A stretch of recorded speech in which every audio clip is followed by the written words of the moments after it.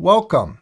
In this video, I would like to offer best practices for all college students. Whether you're a residential student, commuter student, or a remote student, I think you'll find information in this video that will be useful to you. Let's get started. I've called this presentation Best Practices for College Students. But what's more important really is the subtitle. Pay attention. These practices are important to you. Academic practices that you'll need to give attention to include making your courses your priority while you're at college. Yes, there will be many opportunities to have fun, to engage with other people, to participate in athletic events and other social events, but you're really at college primarily to take particular courses. So, strive for perfect attendance in all your courses. You can't learn the material if you're not present for the course lectures and the other course activities that take place in the classroom. Know when each assignment in every course is due. You should have a master schedule of all upcoming assignments for the entire semester. And I suggest you create that schedule within the first few days of the semester. Always submit assignment responses on time. Be aware that your digital submission systems, your learning management systems, can sometimes go offline. Be prepared for that and don't wait to the last minute to submit your assignment responses. Submit them as soon as you're done with them, just in case the learning management system goes offline at the same time that an assignment is due. Kind of in line with that is never procrastinate. Never, ever put off doing one of your responsibilities. Get started with each assignment as soon as you've received the assignment's description and requirements from your professor. A professor may assign an assignment that won't be due for 3 or 4 weeks. But get started on that assignment, at least outlining your thoughts, making a list of your potential research questions as soon as possible while the instructions are still fresh in your mind. And when it comes to the amount of time that you'll have to put toward your study, most college students I've found are a little surprised at how much study is usually required. Most 3-credit courses will require about 9 hours of study per week. Now that's in addition to the 3 hours of class time. So a student taking a 15-credit load might actually have about 60 hours of concerted effort each week. So that's 15 hours of class time and 45 hours of private study time. Now, by study, I don't mean opening a textbook and seeking to understand and memorize the material. Sometimes study means conducting research, doing interviews, all the other activities that go into the assignments within a course.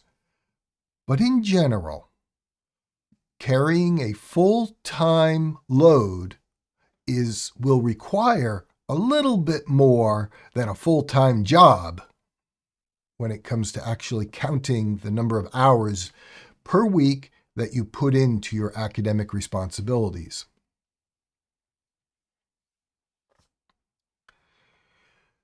When it comes to presenting your knowledge, always be academically honest. You'll find that I've created a number of videos on academic honesty and plagiarism, and I encourage you to review those videos if you haven't already watched them. Always remember to carefully paraphrase the sources that you review during your research. Accurately report what the arguments were, what the findings were in those source documents. And if you did not compose the words that you're writing in your assignment response, you're plagiarizing. Unless you quote the sources. Now, you know from prior videos that I don't allow my students to quote.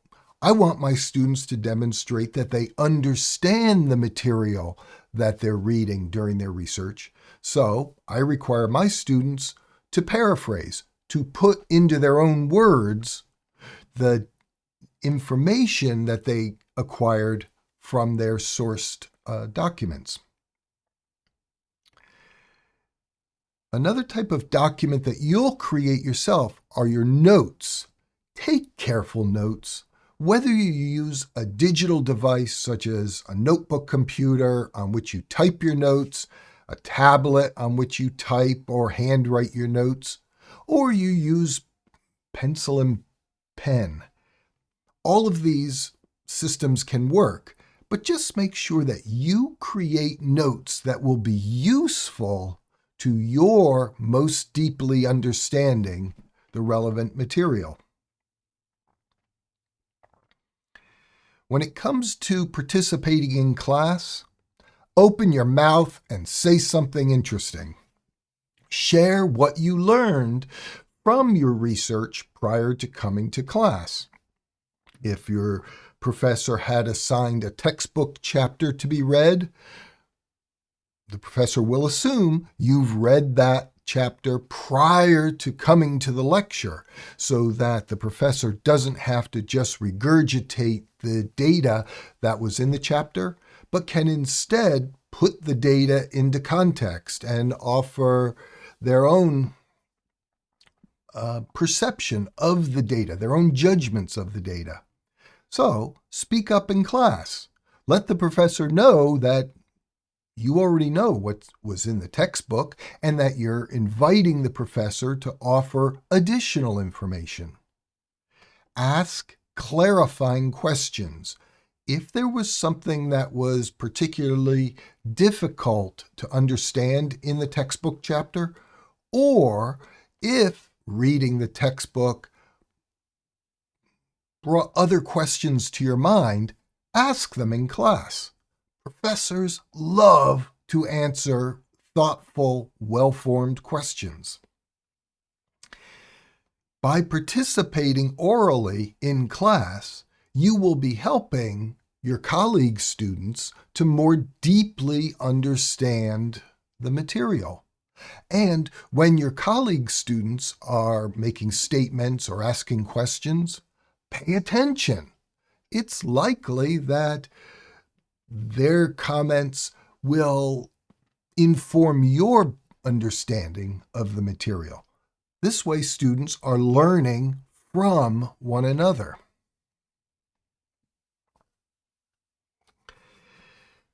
Build partnerships on campus.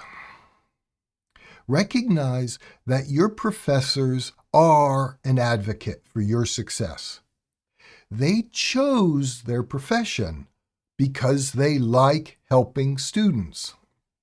Now, some professors may prefer to conduct research and they see their teaching responsibilities as an adjunct to their primary research responsibilities, but they still like sharing what they've learned through their research processes. Get to know your professors and allow your professors to know you as an individual. Visit your professors during their office hours. This one-on-one or sometimes small group interactions can really add significant value to your learning the course material to the best of your ability. And if your professors know you as a person, they're more likely to be able to advocate for you. For example, last semester, I had a student that liked to stay after class, and it was the last class of the day for me. And we would talk for 5 or 10 minutes, at least once a week. The class met twice a week. And he said one day, I'm applying for jobs. Do you have any advice for me? I said, email your resume to me. I will make sure it gets in the hands of the recruiting agents at the government agency to which he was applying. And honestly, I don't know whether he was hired or not, but I was able to get the recruiting agent to read his resume. And all I had to do was pass it off through my chain of acquaintances, and it got into the right hands. Seek assistance. So in building these partnerships on campus, build the partnership primarily with your faculty members, but also get to know your academic counselor and make sure your counselor knows your preferences. What are your strengths, your weaknesses, so that your academic counselor can recommend the best courses to you that most effectively, but also most efficiently allow you to meet your degree requirements. Never, ever, just like never procrastinate, never register for a course unless you've got the approval of your academic counselor. That counselor has been trained to understand what your degree progression requirements are and will be able to advise you about the order in which you take required courses and which non-required courses may complement your degree program. For example, I had an academic counselor when I was an undergraduate who advised me to take a couple of history courses that met not only my degree requirements, but also met my university requirements, such as having a minimum number of credits in liberal arts courses. And if I remember correctly, he even recommended that I take a 9-credit course in the study of risk because, one, it was worth a lot of credits, and two, it almost triple dipped into the university and my degree requirements. It saved me a lot of consternation. Sure, the course was a lot of work, but I would rather put all that effort into one big class than into 3 smaller classes. And take advantage of the career services that are available to you on campus. Plan for what you're going to do after you're graduated. I left one point out. And I was quibbling in my mind of whether I should even mention this in the video. There may come times when you're, for one reason or another not doing particularly well in a course, or a course conflicts with other requirements you have on campus. If your academic counselor recommends to you to drop a course, strongly consider accepting that recommendation. Faculty, particularly counseling faculty, don't make that recommendation lightly. So if it were proposed to you, take it seriously. In taking care of yourself while you're at campus, be kind to other people. Give other people the benefit of the doubt, and you're likely to get a similar response toward your comments. Take care of your health. Exercise a little bit every day, and take time to literally relax. Maybe it's only a 15-minute break during a long study session, but rejuvenate yourself so that you can put the most positive effort toward your academic requirements. Stay in touch with your family and your friends at home. It's okay to keep the friendships that you had when you were in high school. Those friends that are attending different universities are going to be having some similar but many different experiences. It can be a lot of fun, and it can be useful to share and to understand the different experiences that your older friends are having.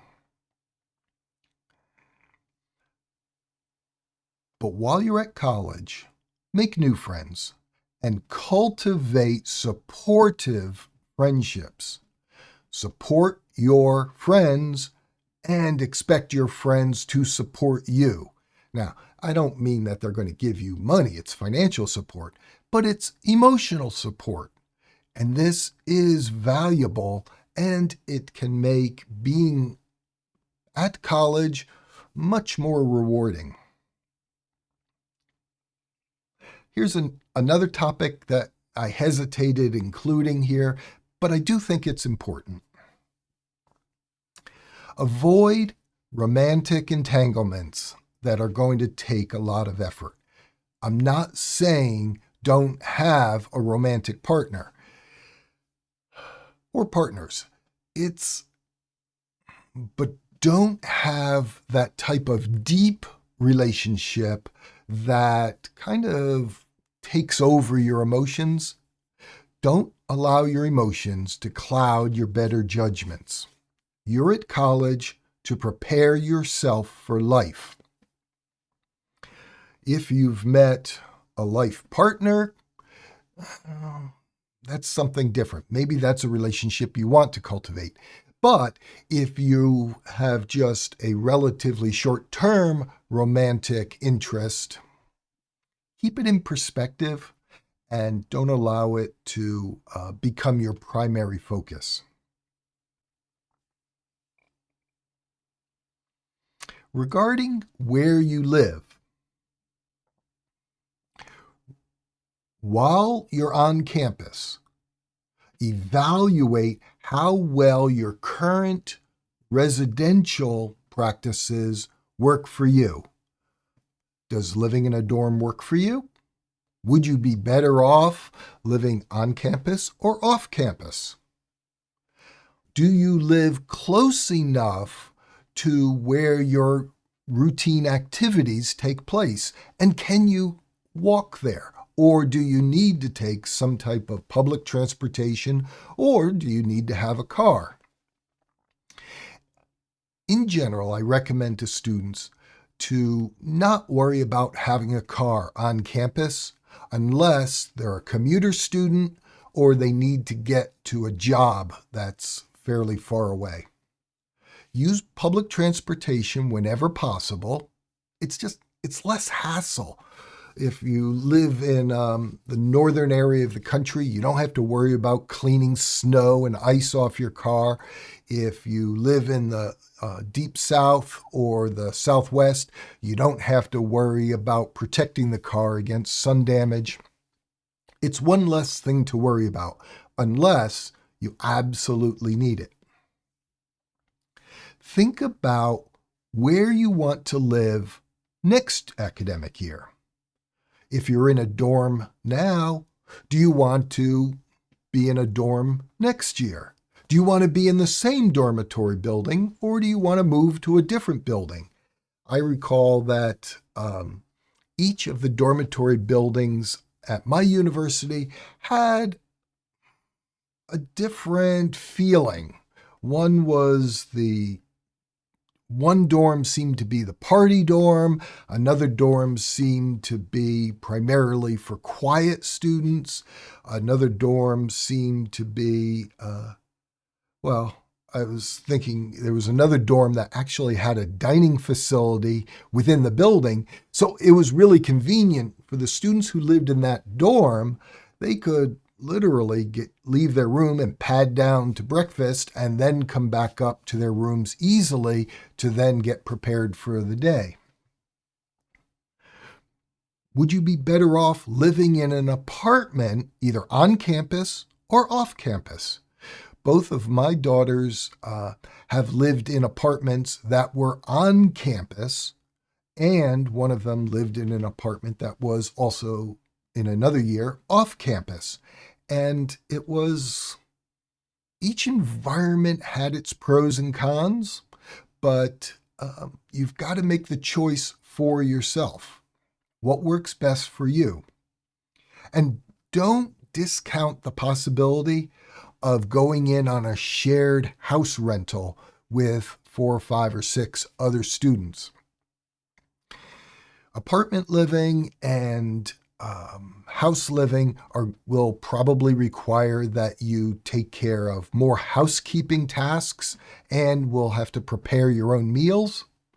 But particularly if you have dietary requirements, that you might be able to handle those more easily if you just cook for yourself.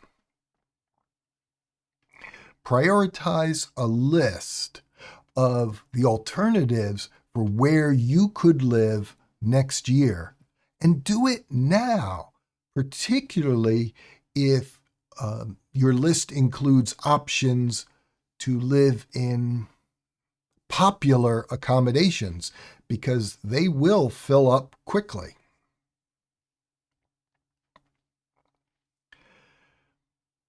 What advice do you have that you wish to share with other students? And what do you envision for your life this coming semester? How could you have improved your college experience in prior years? Please use the commenting feature of this video to share your experiences with other students. I'd like to use the commenting function of YouTube videos as a means of sharing information among students, not just the comments that I make in the recording, but the comments that can be written by the people who have. Living at college is great. Living at home and commuting to college is also wonderful. And being a remote student can have its benefits also, particularly when it comes to flexibility of time commitments. I really like teaching remote classes. It allows me to teach from the library, my office, from home. I think that's wonderful. Yeah, I miss the face-to-face contact with students that I have in my on-ground classes, but I have more time to myself to prepare my own work when I'm teaching remotely. So The schedule I build for myself is each semester I have a few online classes and a few on ground classes. Maybe you can build that schedule for yourself. Always be asking yourself what would work best for you, and then share that information in the comments below so your advice can help other students. Until we meet again in a future video, I wish you the absolute best in all of your academic experiences. Bye for now. Mika, here. Pepperoni? Did you like that? Yeah. Another pepperoni. Oh, look at that. Is it good? Do you like this? Oh. Oh, where are all these pepperonis coming from? Okay. And here's another one. And you take them so gently. Oh, you're so polite. Yeah. Oh, and more. Yeah. Yeah.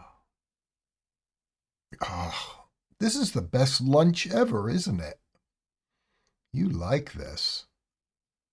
And you eat it so gently. Oh, do you like eating them from my hand? Okay, here you go.